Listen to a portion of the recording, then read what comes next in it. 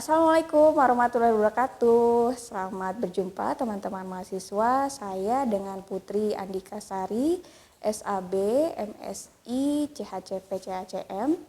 Teman-teman, kali ini kita akan membahas materi mengenai bagian dari mata kuliah perilaku organisasi yang tidak kalah menariknya, yaitu tentang kekuasaan dan politik. Nah, pada pertemuan kali ini ada overview-nya ya. Mulai dari pengertian dari kekuasaan, kemudian perbedaan secara kontras antara kepemimpinan dan kekuasaan, kemudian dasar dari kekuasaan, taktik kekuasaan, kemudian ada pengertian dari politik, politics is power in action, kemudian ada beberapa faktor yang mempengaruhi perilaku berpolitik, dan yang terakhir adalah bagaimana sih respon karyawan terhadap politik yang ada di organisasi. Baiklah, rekan-rekan mahasiswa, kita mulai dengan pembahasan yang pertama pada pertemuan kali ini. Jika kita membicarakan tentang kekuasaan, berarti setidaknya terdapat dua pihak yang berkaitan dan memiliki peran, katakanlah antara si A dan si B. Kekuasaan itu merupakan kapasitas si A yang dapat mempengaruhi si B. Dengan kata lain, si B ini bertindak sesuai dengan yang diinginkan oleh si A. Jadi harus ada ketergantungan antara A dengan B. A itu punya kekuasaan, sementara yang B dia juga mempunyai suatu kepentingan terhadap A. Hal ini menunjukkan yaitu tadi ada hubungan antara A dan B. Kemudian kita lanjut pada pembahasan mengenai bedanya kepemimpinan dan kekuasaan. Keduanya sangat erat hubungannya. Jadi mari kita lihat ya, apa sih perbedaan yang cukup mendasar dari kepemimpinan dan juga kekuasaan. Yang pertama, leadership atau kepemimpinan itu berfokus pada pencapaian tujuannya. Kemudian kalau misalnya power atau kekuasaan adalah hal yang digunakan untuk mencapai tujuan tersebut. Jadi beda ya.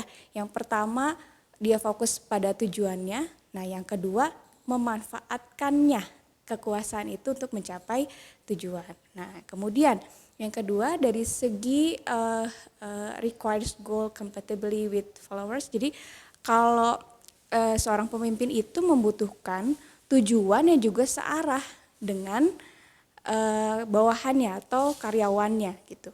Sedangkan pada kekuasaan membutuhkan ketergantungan dari si pengikutnya. Jadi kalau misalnya tidak ada pengikut atau follower ya, kalian tahu istilah follower ya, berarti kekuasaan itu tidak akan muncul. Oke. Dan berikutnya seorang pemimpin juga fokus dalam memberikan pengaruh terhadap bawahannya, berbeda dengan kekuasaan. Ya, kekuasaan itu digunakan untuk memperoleh pengaruh ya terhadap kolega lateral dalam jenjang jabatan yang sama. Lateral itu jenjangnya sama ya, ataupun pada jenjang jabatan yang lebih tinggi. Nah ini kalau misalnya dilihat dari nantinya ketika kalian akan mempelajari lebih lanjut lagi dan kemungkinan masuk ke dalam konsentrasi manajemen sumber daya manusia, ini ada beberapa typical riset ya. Ini fokusnya berarti kalau leadership itu ke arah gaya kepemimpinan dan juga hubungannya dengan bawahannya. Nah kemudian kalau misalnya kekuasaan itu lebih ke arah taktiknya dan bagaimana cara mendapatkan compliance-nya. Kemudian berikutnya kita akan bahas sebenarnya kekuasaan itu bisa didapatkan dari mana gitu ya. Yuk kita bahas satu-satu ya. Nah yang pertama secara garis besar itu kekuasaan terbagi menjadi dua, yaitu adalah formal power dan juga personal power. Nah, untuk yang formal power ini terbagi menjadi tiga, yaitu ada coercive power, reward power, dan juga legitimate power. Untuk coercive power ini memungkinkan seseorang untuk dapat memaksakan kehendaknya. Jika tidak, maka akan muncul punishment bagi bawahannya, gitu ya. Kemudian reward power itu seseorang dapat mengendalikan orang lain dengan cara kita memberikan kompensasi gitu. Contohnya, jika kamu melakukan ini, maka kamu akan dapat ini dari saya, gitu ya. Contohnya. Kemudian legitimate power. Kalau ini kekuasaan yang didapatkan seorang karena menduduki jabatan tertentu pada suatu organisasi. Yang formal power ini biasanya didapat oleh seorang ketika mempunyai jabatan atau posisi tertentu secara resmi yang ada di suatu organisasi. Nah, kemudian ada yang dalam kategori personal power ya, yang ada dua, yaitu expert power dan juga referent power. Kalau expert power ini merupakan kekuasaan yang didapatkan seseorang karena keterampilannya, gitu ya. Misalnya nih, jika kita sakit, kemudian kita pergi ke dokter ya. Kemudian dokter itu biasanya akan membuatkan resep dari hasil diagnosanya terhadap penyakit kita. Kemudian kita langsung membeli obat yang diresepkan oleh si dokter tersebut kan. Nah itu berarti kita apa? Berarti kita percaya bahwa dokter ini mempunyai keterampilan dan kemampuan untuk menyembuhkan dari hasil resep yang sudah dia tuliskan. Akhirnya kita nurut-nurut aja gitu maksudnya ya. Nah kemudian referent power yaitu merupakan pengaruh yang dimiliki oleh seseorang karena memiliki kepribadian atau pesona yang sangat kuat gitu ya. Misalnya gini nih, seorang ulama besar dapat mempengaruhi ribuan jamaahnya untuk bertindak sesuai dengan apa yang diajarkan. Oke, selanjutnya dengan menggunakan bagaimana seorang itu berkuasa untuk menjalankan kekuasaannya. Taktik kekuasaan merupakan cara-cara di mana individu itu menerjemahkan basis kekuatan ke dalam tindakan tertentu. Nah, di sini di bagian ini kita ada beberapa cara ya untuk mencapai kekuasaan itu. Yang pertama adalah secara legitimasi. Seperti yang sudah dibahas sebelumnya, legitimate berarti kita mendapatkan kekuasaan itu karena memang mempunyai jabatan resmi atau posisi resmi sehingga kita memiliki kewenangan. Oke, kemudian ada persuasi rasional. Kita bisa mempengaruhi orang lain dengan pendekatan penjelasan rasional atau masuk akal sehingga disetujui apa yang kita inginkan. Sehingga orang itu akhirnya mengiyakan apa maksud dari kita gitu ya. Jadi harus make sense dulu baru orang itu mau mengikuti apa yang kita inginkan. Kemudian inspirational appeals. Nah, ini merupakan contoh ketika ada seorang yang menginspirasi kita dengan artian tindakannya memberikan inspirasi positif bagi orang lain. Kemudian ketika dia menyerukan apa yang diinginkan sehingga kita bertindak sesuai dengan keinginannya. Kemudian ada consultation. Seseorang konsultan pasti memiliki kemampuan atau keahlian di bidangnya. Dengan cara berkonsultasi ini memungkinkan seorang dapat melakukan apa yang diinginkannya. Ini jadi sama seperti yang tadi ya, expert power ya. Oke, kemudian ada exchange atau pertukaran.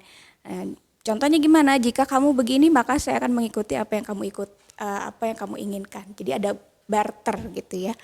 Kemudian ada personal appeals, kekuasaan yang didapat karena kepribadian personal seseorang. Ada lagi yang namanya dengan taktik pressure atau tekanan.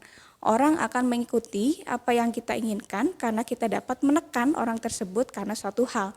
Misalnya nih kita punya kartu truf dari orang tersebut atau kalau dalam organisasi bisa juga atasan dapat menekan bawahannya karena jabatan yang lebih tinggi. Dan yang terakhir adalah dengan cara berkoalisi atau bergabung. Contohnya ketika dengan kekuatan sendiri kita tahu kita akan kurang dapat mempengaruhi orang lain, maka kita harus bergabung sehingga dapat kekuatan yang lebih besar lagi untuk mempengaruhi orang lain. Kemudian kita masuk pada pembahasan politik dalam suatu organisasi ya. Yang pertama ini ada perilaku politik gitu ya. Apa sih ini? Merupakan aktivitas yang sebenarnya tidak diperlukan dari peran formal seseorang dalam berorganisasi gitu ya. Tapi hal ini merupakan tindakan yang memungkinkan seseorang untuk mempengaruhi atau mencoba mempengaruhi, kemudian mendistribusikan keuntungan atau kerugian dalam organisasi. Jadi Kalau yang politik ini tidak perlu kita mempunyai jabatan tertentu. Jadi ketika orang bisa berpolitik, nah ini bisa bahkan mempengaruhi orang lain gitu ya. Perilaku politik ini ada dua, yaitu ada legitimate political behavior, di mana tindakan politik ini lazim dilakukan oleh seseorang ketika berpolitik seperti biasanya gitu ya. Sedangkan tindakan berperilaku seseorang yang tidak berlegitimasi biasanya merupakan perilaku yang ekstrim yang juga dapat melanggar aturan main di perusahaan atau di suatu organisasi. Jadi melakukan segala cara untuk mencapai tujuannya. Bisa jadi sikut temannya, sikut sana, sikut sini ya. Ada juga dengan istilah kalau kalian tahu tentang mengenai gosip ya. Jadi di organisasi pun juga terjadi seperti itu, bisa juga terjadi black campaign gitu ya terhadap teman atau koleganya misalnya yang akan sama-sama naik jabatannya, sama-sama akan dipromosikan, waktunya bersamaan gitu karena dia misalnya tidak mau dikalahkan, kemudian dia mendekati beberapa pimpinan yang juga bisa membuat keputusan yang tepat untuk memutuskan siapa yang seharusnya dipromosikan. Nah ini bisa terjadi seperti itu. Jadi lumayan lumayan ngeri ya kalau seperti ini. Tapi ada nggak seperti itu? Ada, dan itu terjadi di mana-mana ya. Kemudian pertanyaannya itu adalah apa sih sebenarnya yang dapat menyebabkan seseorang itu berperilaku politik gitu ya. Nah ada dua faktor utama nih. Yang pertama faktor individu dan juga ada faktor organisasi. Gitu. Jadi kita lihat di sini ya ada bagan, ada individual factors, kemudian ada organizational factors, kemudian nanti kita bisa lihat di sebelah kanan itu ada bagaimana sih political behavior-nya, kemudian outcomes-nya apa, hasilnya apa. Nah yang pertama itu ada faktor yang berasal dari si individunya. Yang pertama ada high self monitor, ya, kemudian juga ada internal locus of control, high personality, kemudian organizational investment, perceived job alternatives, dan juga expectation of success. Jadi orang ini biasanya cukup berambisi ya dengan karir yang ada yang ingin ditapakinya gitu ya. Kita lihat di sana ada expectation of success gitu ya. Kemudian dia juga perceived job alternative, dia juga mencoba mencari beberapa alternatif pekerjaan yang kemungkinan bisa membuat dia lebih baik lagi di organisasinya atau di tangga karirnya. Ya, kemudian ada juga organizational factor. Yang pertama itu ada reallocation of resources. Biasanya sumber daya ya. Kalau kalian tahu sumber daya itu kan tidak hanya sumber daya manusia, ada juga sumber daya modal, sumber daya di bahan baku dan segala macam. Nah, hal ini juga bisa ketika ada reallocation ini bisa membuat orang melakukan political action gitu. Kira-kira saya bisa nggak ya dapat dari sini? Kira-kira bisa nggak ya saya dapat dari sini? Nah, kayak gitu ya. Kemudian ada promotion opportunities atau peluang promosi seperti yang tadi saya sudah ceritakan juga. Ketika orang berambisi untuk mendapatkan jabatan yang lebih tinggi, biasanya dia akan berusaha untuk mendapatkan promosi itu. Atau bisa juga terjadi ketidakpercayaan terhadap organisasinya, ada low trust ya. Kemudian ada role ambiguity, peran yang ambigu di dalam organisasi itu sehingga akhirnya dia menyebabkan berpolitik. Kemudian unclear performance evaluation system, dia mungkin tidak puas dengan sistem evaluasi kinerja karena tidak jelas dan transparan sehingga akhirnya dia mempertanyakan, kemudian akhirnya dia juga bisa berperilaku politik ya, karena tidak senang zaman atau rezim kepemimpinan tertentu, akhirnya dia bisa membentuk kelompok tertentu yang juga bisa melawan kepemimpinan yang ada gitu ya. Kemudian ada zero sum reward practices. Biasanya kalau nggak ada praktek reward di di perusahaan gitu ya. Mereka juga menjadi tidak puas, akhirnya juga mencoba berperilaku politik, bisa nggak dia pindah ke orang yang lain yang kemungkinan punya chance untuk menjadi seorang pemimpin, mungkin dia akan berpindah gitu ya, swing. Kalau misalnya di politik itu ada swing voters ya, jadi berpindah dari satu partai politik ke partai politik yang lain. Oke. Kemudian bisa juga karena terjadi democratic decision making. Ketika suatu organisasi itu demokrasi ya, bisa pendapat dari karyawan itu juga dinilai oleh organisasi, maka perilaku berpolitik ini bisa muncul. Kemudian high performance pressures, itu tekanan dari kinerja yang cukup tinggi, ini juga bisa membuat orang itu berperilaku politik lagi gitu ya. Kemudian ada self-serving senior manager. Dari kedua faktor itu dapat menyebabkan seorang berperilaku politik. Dalam hal ini yang kita bicarakan adalah di organisasinya ya. Range berperilakunya bisa dari rendah hingga ke tinggi, di mana hal ini memiliki konsekuensi outcome bagi si pelakunya gitu ya. Misalkan jika berhasil, maka akan mendapatkan reward, jika tidak maka akan memungkinkan mendapatkan hukuman. Sehingga kira-kira respon dari karyawan dalam suatu organisasi terhadap politik organisasinya. Yang pertama bisa jadi menyebabkan ketidakpuasan dalam bekerja. Jadi dia dissatisfied ya dengan pekerjaannya dia.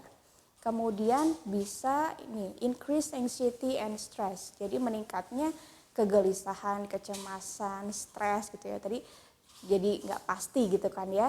Oke, kemudian increase turnover, meningkatnya tingkat perputaran karyawan ya. Perputarannya bukan dalam organisasi tapi keluar masuknya. Nah, itu kan yang gawat gitu ya. Karena apa? Karena situasi politik yang ada dalam organisasi tersebut nggak aman. Sama ya ketika kondisi politiknya, kondisi negaranya tidak aman, investor juga enggan kan untuk menanamkan sahamnya di suatu negara tersebut. Yang kemudian yang terakhir adalah bisa juga hal ini dapat menyebabkan turunnya performance atau kinerja dari karyawan tersebut. Teman-teman, selesai sudah pertemuan kita kali ini. Kita sudah membahas tentang kekuasaan dan politik yang sebenarnya jika kita alami itu banyak terjadi pula kan dalam kehidupan sehari-hari. Hanya saja ini terjadi pada suatu organisasi atau nanti mungkin akan teman-teman alami ketika bergabung dalam suatu organisasi ataupun di dunia pekerjaan. Oke, semoga bermanfaat. Sampai ketemu dengan pembahasan berikutnya. Terima kasih. Assalamualaikum warahmatullahi wabarakatuh.